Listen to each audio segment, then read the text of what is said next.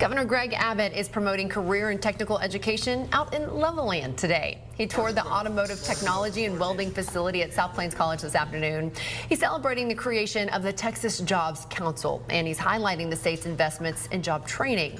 The governor pointed out how demand for these kinds of skilled workers has given them a big pay boost over the last several years, saying some welders make 6 figures a year with the right training and experience. The demand for welders, the demand for electricians are two easy examples where we need to be cranking out thousands of these degree and certifications every single year. The governor created the Texas Jobs Council last month, bringing in business leaders and educators to address labor shortages and reducing regulations for trade jobs. On Thursday,